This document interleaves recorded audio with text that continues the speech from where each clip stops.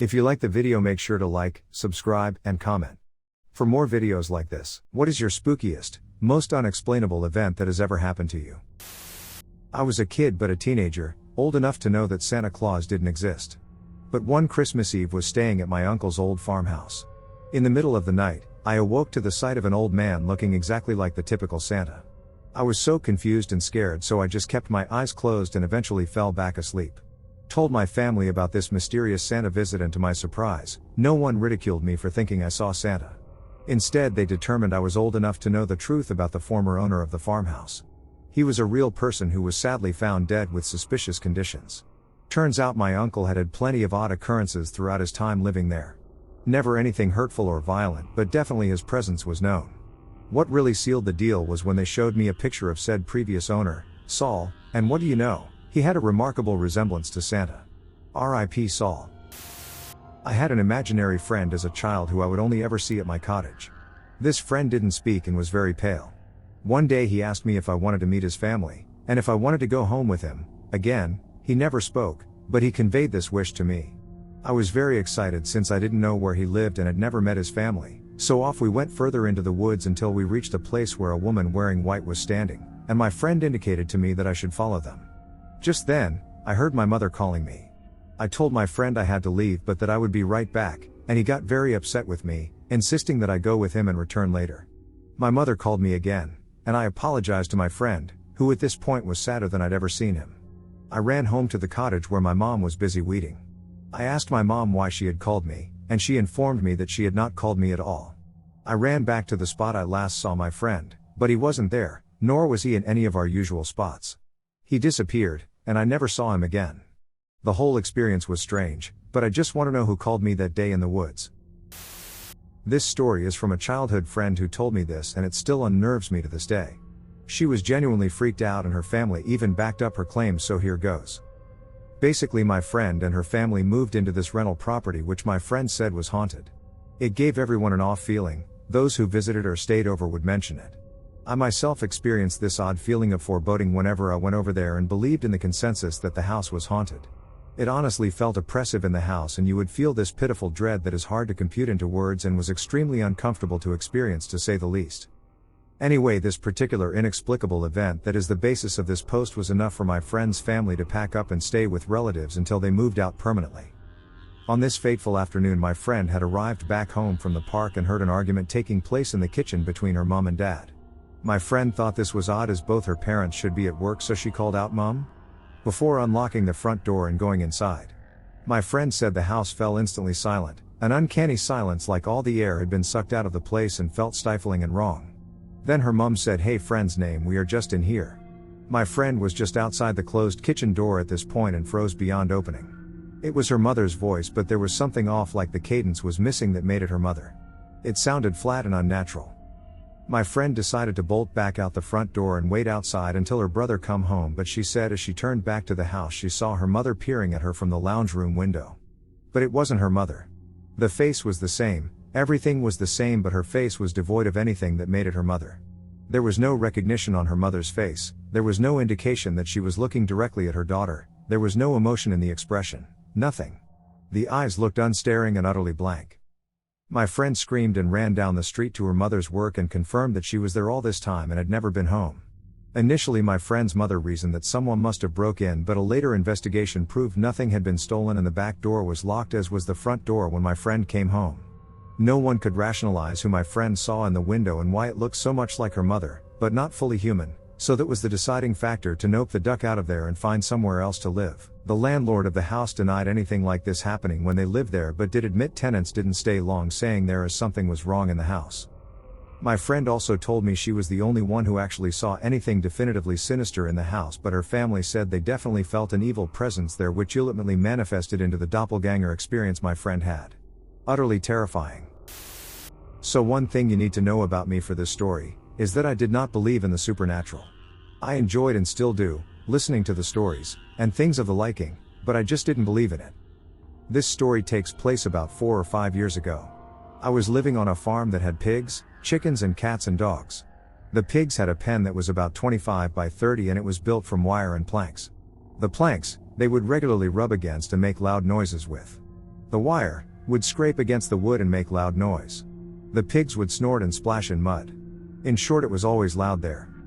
I was walking around after a long day of work with my older brother and Ma. It was about 10:30, middle of December, so it was cold and the sun was down, and I heard a loud noise, similar to one of the pigs screaming, come out of the valley that the pig's pen was located in. I ignored it, because as stated earlier, it was always loud there. But after about 3 minutes of the non-stop screaming of the pigs, I decided that something was wrong and I needed to check it out. So I dreadfully trudged downwards into the valley on the worn path, and lo and behold, nothing was wrong. At least that was what I had thought. See, our Ma had given us headlamps that we were required to wear when we were outside after 9. See, we lived in Kentucky, specifically a part that lived up to the name Coyote Country, so you can understand why she required it. After I turned on my lamp, I immediately saw what their squealing was for. Before me stood a creature. It stood on all fours, but it looked weirdly humanoid. It couldn't be human though, because its arms were too long. It had a snout, and wolf's ears. Its mouth was covered in blood. Its teeth were razor sharp, and its eyes reflected an eerie white against my headlamp.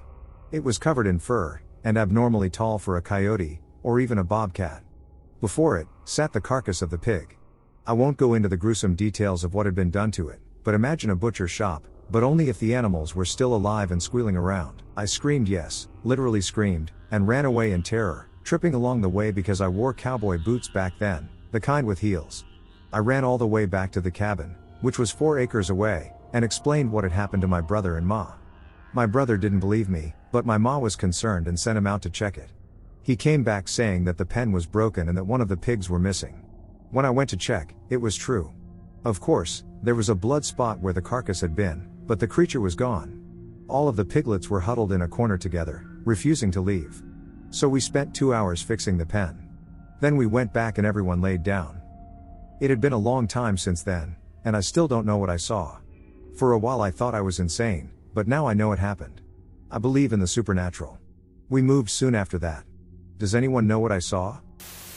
Okay, so once when I was about 9 years old, it was late at night, I'm asleep in my room and my younger sister, 8, is asleep down the hall in her room. It's not uncommon for us to run into each other's rooms if we have a nightmare, you know that whole trying to outrun the demons, just run and jump into the other's bed? Well, this night I literally wake up out of a dead sleep, it's dark, the moon is high outside my window, and my sister is standing in my doorway. It's not debatable that it's her height, her stupid haircut, down to the new kids on the block oversized t-shirt nightgown from my mom's youth. But she's just standing there. One hand on the doorknob, other hand on the doorframe, staring at me. Silent. I look at her for a minute and then kind of annoyed I throw my blanket open, come on if you're coming in here. She doesn't move, doesn't say anything, she's still staring. And I'm not even creeped out at this point, I'm just annoyed and sleepy and white trash, lol, so I get up to go hit her. I know, it's a garbage pail kid thing to do, but I'm just being honest. Our parents didn't teach us self-regulation, it is what it is. I'm better now, lol. I jump out and stomp over to where she is and stop about arm's length in front of her, she's still silent, still staring. Now I'm a little creeped out, what are you doing? And I swipe at her overhand. She disappears as my hand falls. Like not dissipates into nothing, like straight up is just gone. I look back at my bed. I look in the hallway. Nothing. So now I run to her room down the hall because it's that time. Nightmare time. Zoom jump wrestle into her covers. And when I get there, I notice she is there, thank God, but she's shaking violently. She's having a ducking seizure. So then I go on the full tilt alarm, run to my parents' room, turn all the lights on, yelling that sister is having a seizure. We go to the emergency room and she gets her diagnosis of childhood epilepsy. I also didn't even know what a seizure was when I started yelling about this, which was also weird. I honestly think to this day that she astral projected or something, that witch found a way to come get me because she was in trouble in her bed. When I was in college, a guy started chatting me up in the on-campus Starbucks. He walked me to my class and then got disoriented and said, for some reason I can't remember where the business building is, so I gave him directions. When I went to look him up on Facebook that evening, I found a memorial group for him. He was a student at my college who died in a car wreck before I even attended. Not sure why his ghost was lingering on campus, but I hope he made it across before too long. I never saw him again. Shortly after my mother-in-law died, my husband was in our kitchen in the early morning hours, 6 to 6:30 a.m., I was upstairs getting the kids ready for school. I heard a loud noise and ran downstairs to check if he was okay. He was standing there with a shocked look on his face, and I saw all my cookbooks and recipes all over the floor. They were kept in a cabinet above the countertop, he said. Those literally just flew out of the cabinet. I was like, WTF? He had been standing making lunches at least 6 feet from the cabinet, and he said the cabinet opened and the books and recipes flew out. Not dropped to the counter. Flew across the kitchen floor. Here is where it gets crazy. There was one recipe all alone on the floor with nothing else around it. It was his mom's recipe for cheesecake, which was his absolute favorite thing she ever made. She had handwritten it for me shortly before she died, so I could continue to make it for him. So, I said to my husband, I guess I better make you a cheesecake soon. She was a very funny lady, so I can totally see her doing this from the beyond. If I had not seen this with my own eyes, I would have never believed it. Was camping with my wife, sitting around the campfire. Started to pour rain, so we went back inside the tent. Inside the tent the rain was so heavy we couldn't hear anything over the pitter-patter hitting the tent. We decide to change our clothes and call it a night. We get into our sleeping bags and turn out the light and hear bleat bleat bleat again, bleat bleat bleat, like the sound Motorola phone would make when the battery was dying. Only thing was, we don't have phones that make that sound, and our phones are turned off. Miles from anyone. Pouring rain. Can't hear if someone is walking up to your tent. Can't tell if someone walked away from your tent. We were trapped inside this canvas death trap with only one exit. We froze and waited for what seemed like hours. Eventually I grabbed my gun and light and made a dash for the door, trying to get out as fast as I could. Once out, I ran around my tent. Nothing. No one. Not a sign of life anywhere. We grabbed our valuables and decided to make the 10-minute trek to our car. We made it safe. Drove an hour home. And slept better than we would have if we stayed. The next day we drove back to get our stuff. When we got to our tent, it didn't look like anything had been messed with. Nothing out of place. Once we got home and unpacked, my wife couldn't find her underwear. None of them. Literally nothing else was missing from our stuff. It was the wildest and creepiest experience of our life. This happened when I was in high school in southern Michigan, probably 2003 to 2004. I had spent the evening with my girlfriend at her house and was driving home late, between 11 p.m. and midnight. My car was low on gas, and the gas station in the nearby village was already closed, so I decided to go a little out of the way to a 24 truck stop gas station along the highway to fill up the tank. Usually I would follow the direct route back to my family's house, out in the countryside, from the village, but it's easier to take an alternate route back from this truck stop, so that's what I decided to do. This was a pitch black night, probably a new moon or heavily overcast. I was driving down this country road and approaching a T intersection indicated by a large yellow yield sign on the right side of the road. People see these road signs every day, so everyone has a pretty good idea about how big and tall they are. About a yard wide and 7 to 8 feet off the ground. As I got closer to the sign, I saw a large, low, dark shape dash across the road from left to right, just out of the range of my headlights. Naturally, I slowed down, being used to seeing deer on the road. But it quickly became clear that this thing was no animal I'd ever seen before.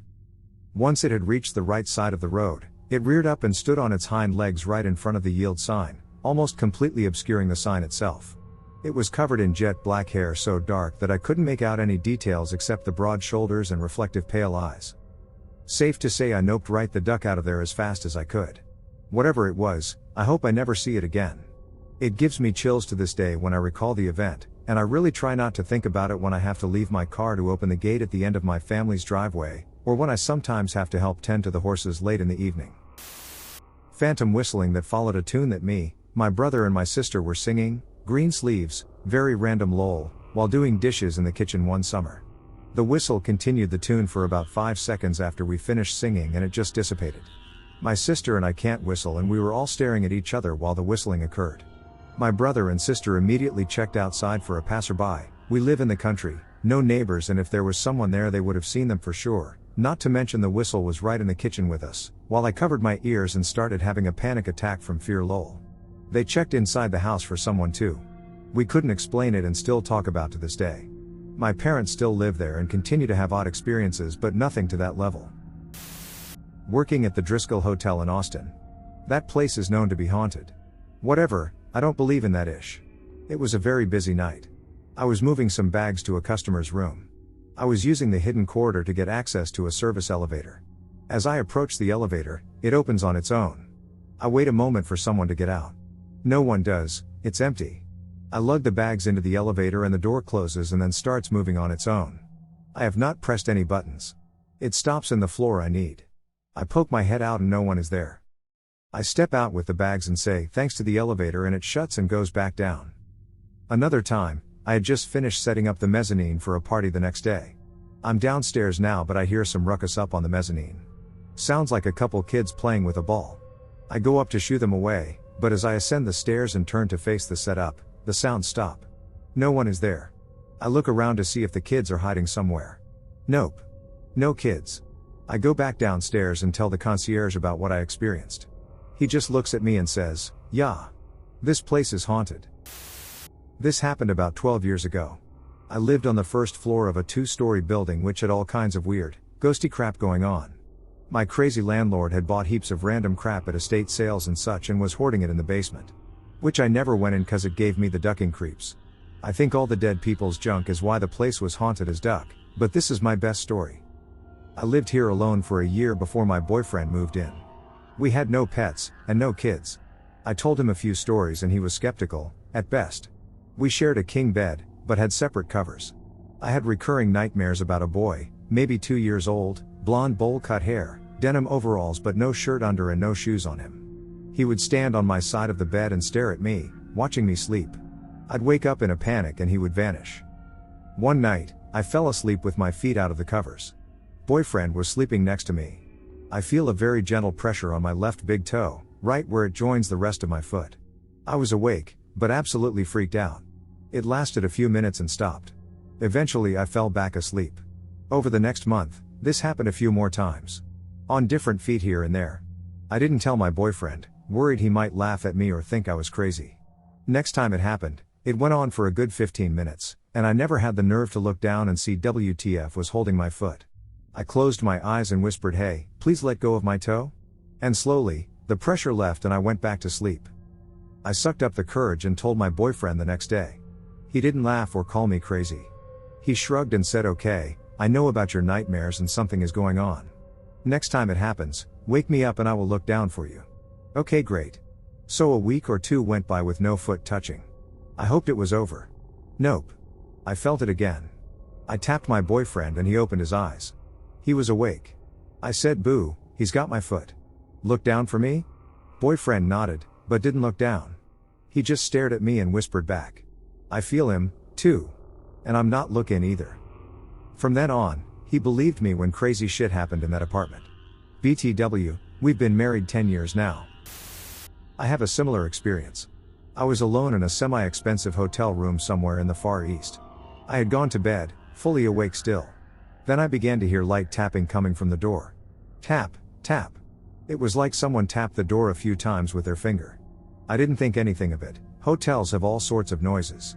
I remember that it was about 30 seconds between the sequences of few taps. Slowly the tapping started to move from the door towards my bed though. The tapping started to sound like it was coming from the cabinets next to the door. Each tap came a little bit closer. At this point I started to be a little concerned. I turned the lights on and the tapping stopped. Waited a few minutes, decided that it was nothing, and turned the lights off. Even with the lights off though, the room was lit enough that I could see. There was nothing where the tapping had been coming from. The tapping resumed. In about 30 seconds intervals, tap, tap. Coming closer. Suddenly, the tapping was coming from the bed, right next to my feet. I could feel the tapping this time. It felt and sounded exactly like water was dripping from the roof, dropping on the bed. Tap, tap, tap. This time there were no intervals, it was just ceaseless rhythmic tapping. I was freaking out now.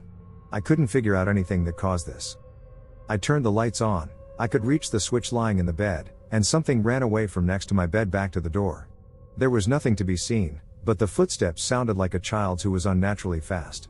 The interval between the steps was very short, I'd say about a little longer than that of a rat's, but the weight of the steps was that of a small child. I could hear where it was as it was running, but my eyes saw nothing there.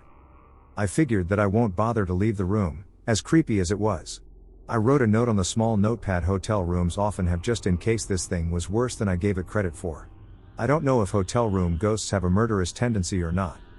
I kept the lights on for about half an hour and then decided to try to sleep. I turned them off. About 5 minutes later, the tapping resumed on my bed. I turned the lights on, It stopped. Lights off, a few minutes, it resumed, the same spot. It was like a clockwork. I repeated this about 5 times or so. I slept the rest of the night lights on. To this day, I have no idea what it could have been. Can't say I believe in ghosts, but that experience at the latest has opened me up to the possibility. Never before or since have I had paranormal experiences like this. My father was diagnosed with terminal cancer May 2018, he was given a couple of months to live. My sister was his primary caregiver. I would share some of the responsibility by going over occasionally to help with all sorts of daily routines. My sister was asked to be part of a wedding party, her best friend since grade school was getting married. She had called to ask for me to make sure my schedule was clear so that she would be able to attend a bridal shower. So I opened up my calendar and marked the date and time. This would have been early June 2018, scheduling for late July 2018. A few weeks after this conversation, my father inevitably had succumbed to his diagnosis and died July 4, 2018 in the afternoon. The following few weeks were non-stop with arrangements and legal matters etc. I was the executor, so I was very busy every day after his passing. One morning I was feeling overwhelmed and needed some time to myself. I had asked my husband to take our daughter out for the day so I could just reflect and nap. I fell asleep on the sofa. I had been sleeping for a little while when I awoke to hearing my father's voice, "Wake up, Dolly," what he called me growing up. It sounded as if he were standing over me. It sent shivers down my spine. I sat up and had this overwhelming urge to grab my phone. When I opened it, my calendar was open, which wasn't beforehand, and it was the same day and time where I had scheduled for my sister's outing a month beforehand hang with Dad. It always made me question a lot of things. But ultimately I was grateful to have been able to hang with him after all, even with his creepy reminder I haven't thought about that in quite some time equals. The 3-story house that I grew up in was built in 1965. My parents purchased the home in 1997 right before I started first grade. My parents, sister, and I lived upstairs while my grandma lived on the second floor by herself. My grandma would babysit me while my parents were at work, so she would walk upstairs at least twice a day to check on me. My grandma would always wear these slippers that were very heavy, so it was easy to hear her footsteps even from downstairs. It must have been a Saturday or Sunday since I did not have school. I was by myself upstairs, alone in my room, playing with my Game Boy, sitting with my back facing my bedroom door. I heard the unmistakable sound of my grandma walking up the stairs to check on me. I heard her proceed up the stairs, walk down the hallway, and stop in front of my door. I felt like she was about to say something, so I looked over to meet her gaze. But there was no one standing there. I instantly felt startled and ran out of my room to check the hallway and stairs. No one else was upstairs besides me. I found my grandma downstairs sitting on the couch watching television. I have several, but this is the one that first came into my mind. When I was 6 years old, we moved next to my father's parents' house. Suddenly, my mom saw me talking to something that wasn't there. She didn't pay that much attention since she's tough, it was just the imaginary friend phase. After a few days, my friendship started to freak my mom out as I started asking why was my friend always sad and why was he allowed to stand next to the stove and I wasn't. She then tried to explain that he was just imaginary. He lives under the sink, I said. My mom told me that I could tell her the exact actions and emotions this boy had. She struggled to make me understand that he was not real, and she thought it was just a phase until my grandfather said he found out a boy sitting at the backyard door. The backyard was a common area between my house and my grandparents' house. He was sitting there in the middle of the night. When he asked if he was okay, the boy said he was waiting for his mom and he couldn't leave. My grandpa called his wife, and when she came out, the boy was not there. My grandparents said that whenever they went outside to take out the trash at night, they could see the boy sitting in the backyard for a few minutes and then just vanish. 15 years ago, I worked in a restaurant in a very old building that shared a yard with a courthouse and was the site of a public gallows in the 19th century. The last public hanging was in 1834. When I started working there, some of the servers told me the place was haunted and shared stories of strange things they experienced, chairs and table being moved when they left the room, those sorts of things. I was always a skeptic, so I never really took them too seriously. I had a key to the place and would be the first one there in the late morning, getting things ready by myself until early afternoon when everyone else would show up. The restaurant took up the entire 3 floors of the building, dining room and kitchen on the main floor, bar and the owner's office upstairs and storage in the basement. I was in the kitchen one day. I had gotten there about an hour before and was the only one there. I heard a door close and someone walking around upstairs in the bar. Creaky old hardwood floors, real quiet when you're there by yourself, so it was obvious someone was moving around up there. The owner would sometimes sleep in his office if he had a late night, so I figured he must have spent the night and had just gotten up. I go upstairs and the place is empty. I look around the bar and office, call out the owner's name, nothing. Silence. I've always been a skeptic, but I was so sure I had heard someone walking around up there it actually freaked me out a little. I go back to the kitchen, listening for any more sounds, and I don't hear any. Still a little weirded out. I then hear what sounds like someone moving around downstairs. So, I start to go down there. On the wall of the staircase is a huge oil painting, probably almost 2 meters square with a really heavy steel frame. It's a painting of like a samurai warlord or something, sitting in a throne with a staff and wearing a mask that looks like a skull, painted by the owner's grandfather who had died in a house fire years before. As I am halfway down the stairs, I hear a snap in this painting, which must weigh 40 or 50 pounds, comes flying right at my head, embedding a corner in the wall next to me, and I'm staring at the warlord guy right in the eyes. I ducking booked it up the stairs, out the front door, and waited for my coworkers to show up so I could tell them that I now believed their ghost stories. My wife and I went on a haunted walking tour of Old Town San Juan Capistrano. We enjoy the spooky stories and the history, but never really took the haunted part too seriously. At a stop at one of the old houses, the tour guide explained the history of the house, and how she thought of it as her favorite stop. She said she had experienced the former resident Alice and that she always felt welcome there. She said people have seen shadows cross the room at night and other times, but never threatened.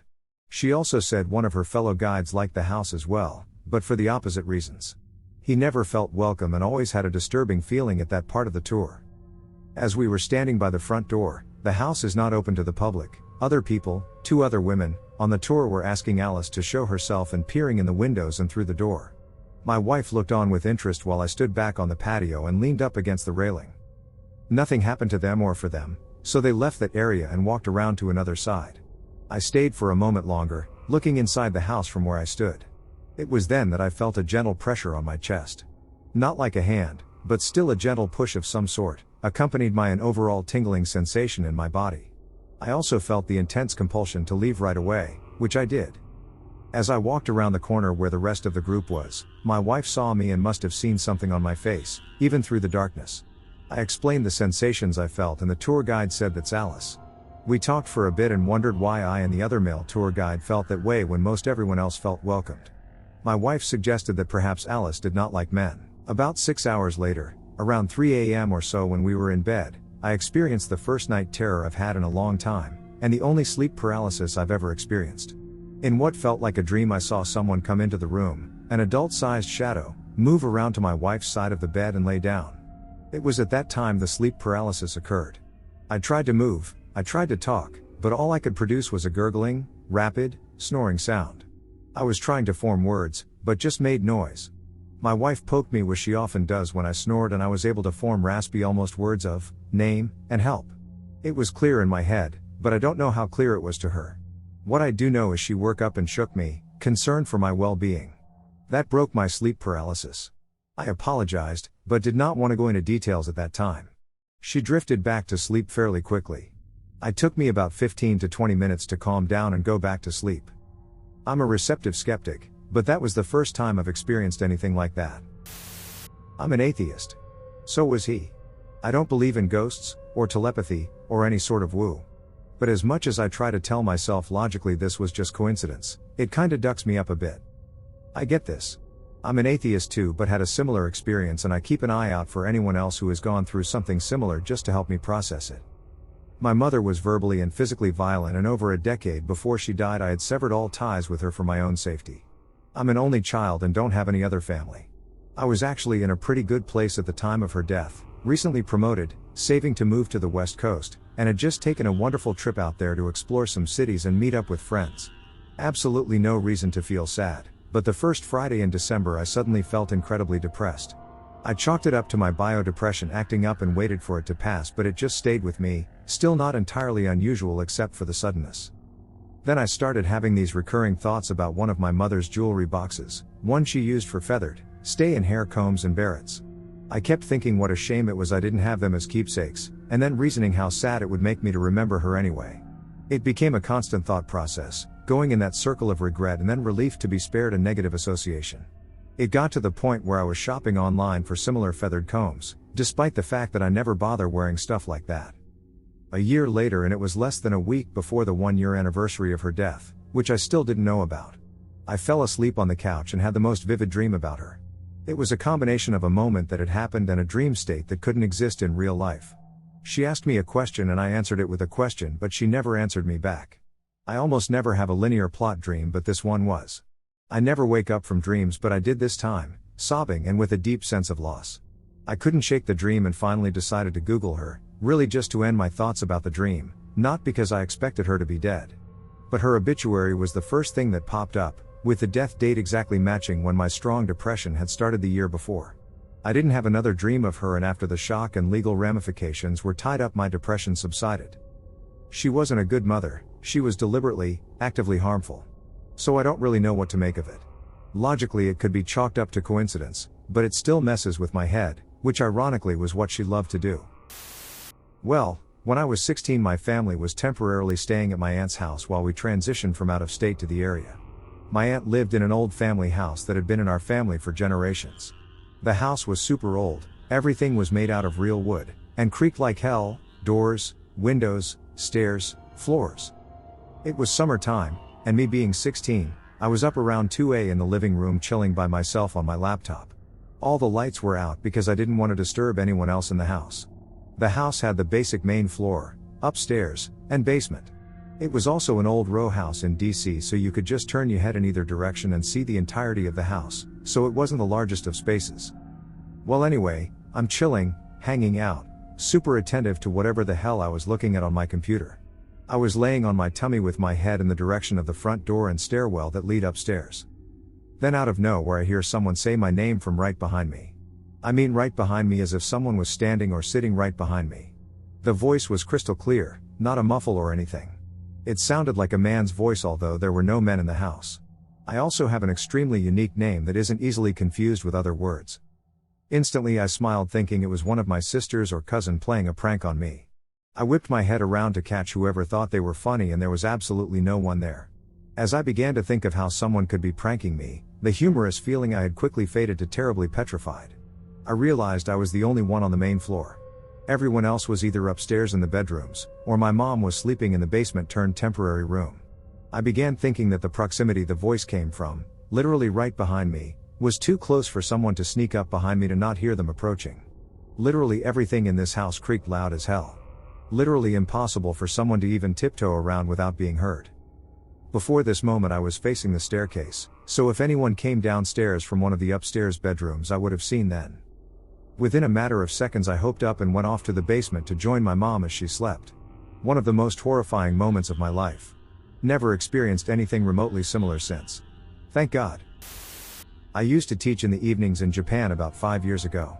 I often met students at different temples and shrines because people often use the rooms there as community spaces for things like that. It was around 11:30 p.m. I had just had my last English lesson with a student. After she left, it was my job to vacuum the room I had used and turn off all of the lights. So I went into the room with the vacuum, and there were dozens of decorated drums and portable shrines I had never seen before that were being stored there as a festival was coming up. I opened the door and could see them moving a little, but I figured it was from vibrations from me opening the sliding door and went about my business. I usually try not to think about creepy things and just ignore if something like this happens. Anyway, I turned out all the lights before bringing back the vacuum, except the last one by the entrance, then went to the storage room again to put the vacuum back. As I opened the door to the storage room, the big drums started booming in rhythm super loud, and the portable shrines were all making noise too with the little drums on them. My senses became overwhelmed and I was afraid to look. I fled from the building and ran to my car, only to remember I hadn't locked up. I didn't want to be fired, so I had to call my husband and was on speakerphone with him the entire time that I ran back to the temple and locked the door with shaking fingers, and I could still hear the drums from outside. Luckily I made it out all right, but I feel like something was messing with me, haha. Since then, people ask me if I ever saw any ghosts at the temples, because in Japan they believe ghosts come out at temples at night, but I never told them about that and just said no. I am pretty sure it wasn't an earthquake or something that caused it, because the drums were making a noise as if someone was hitting them rather than just rattling, and also I didn't feel an earthquake, and also it continued longer than an earthquake that you can't feel would normally last. I also felt like it was specifically related to me opening the door and coming into the room, like the first few rattles were a warning, but it got real when I went back in and it super needed me to go lol. I bought an older house from a friend. It was his mom's and I bought it when she moved on to another reality. She was a practicing Wiccan and an amazing artist, especially working with clay. She made all the tiles for my hearth and all the pulls on the drawers and cabinets. She was an awesome lady. When we were just getting ready to move in, we were going there every day to clean, having floors laid, etc. Every morning we would go to the house, that we made sure was locked up tight when we left the night before, and all the lights and fans would be on in every room and all the doors open. We changed the locks, same thing. We put locks on every window and sliding glass doors. Kept happening. We took out the doggy door thinking someone was reaching through to unlock the door. No change. Finally I just called out to the empty house, called her by name, and asked her to please stop. It didn't, but it happened a lot less. My dog sitter won't stay alone anymore because he kept seeing shadows.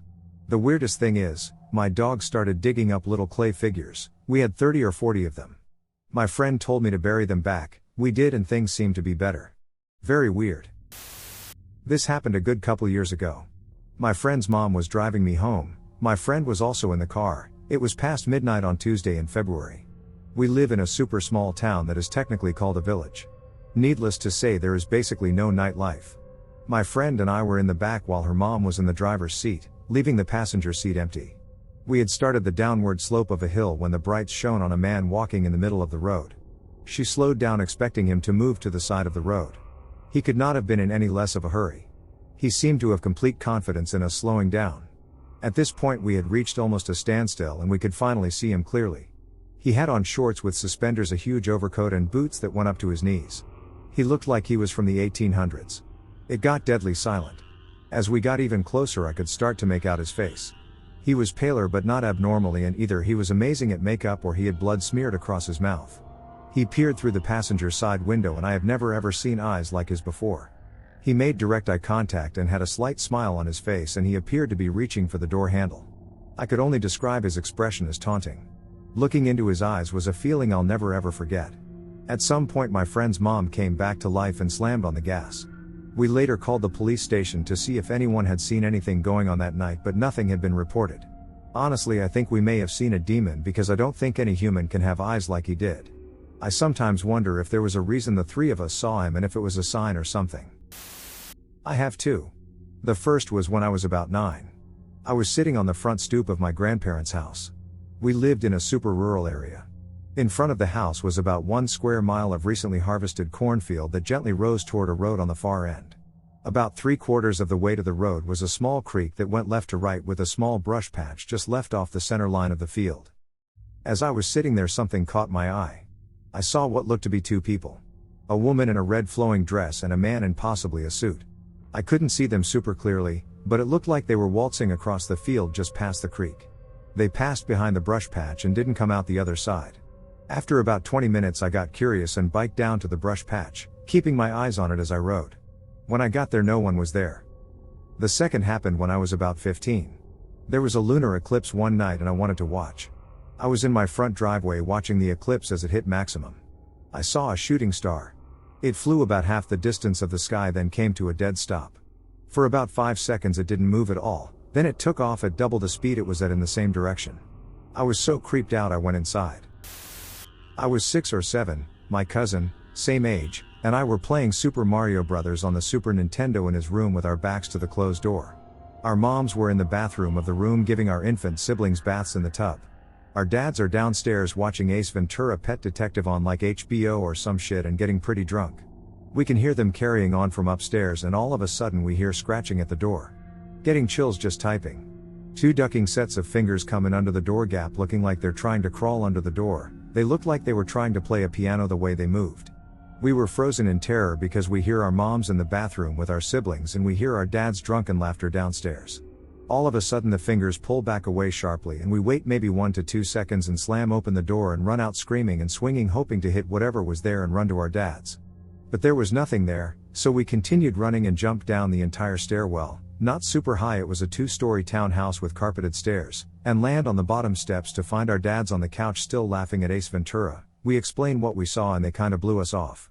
My cousin and I are 36 now and still remember that shit vividly. I don't know who the duck that was, man, and it still bothers me. Therese, no way one of our dads could have made it back downstairs without us seeing or hearing him run. The fingers were also gray in color and longer than normal, Duck and shiver up my spine. 2002. Driving with my wife in my Camaro, we are doing about 45 miles per hour and just left the place we were eating lunch at. Opposite direction of traffic, a 76-year-old grandma turns around to yell at her two grandkids who were fighting in the back seat of her car. In the process, she turns left while the light is red, pulling out in front of me. I T-boned the right side of her car in the middle of the intersection. Wife was still putting on makeup, her seatbelt was not on yet. Airbag kept her in the car. Last thing I remember before the accident is telling my wife it's okay, she sees us, she's not gonna turn, don't remember the actual collision. Next thing I know, I'm halfway out of my driver's door being held in by the seatbelt. Car behind me is an off-duty police officer, he calls 911. Meanwhile, a witness traveling the opposite direction on the road pulls over, gets out of her car. It's a lady wearing a white dress, she comes up, asks if we are okay, tells us she saw the whole thing and the other driver definitely ran the red light. Tells my wife and I we have nothing to worry about. I halfway black out for a minute, wake up and my wife and I are being loaded into ambulance. By this time there's police on scene and also the off-duty cop that stopped to help us. I tell him, hey, make sure you get the information from that lady in the white dress, she saw the whole thing, I need her as a witness in case the other driver wants to fight the insurance claim. The off-duty cop asks me what witness, says no one other than him stopped, and he was on scene the whole time and saw no one approach my car at all other than him and the EMTs when they got on scene. The other driver and her grandkids were fine, my wife and I had barely a few bumps and bruises, my glasses got broken by the airbag, and we both had mild concussions. My pride and joy Camaro equals total loss. To this day I still have no idea who the lady in the white dress was, or why I remember everything about that part perfectly clear but can't remember the actual wreck, or why the off-duty cop says the lady was never there and that never happened.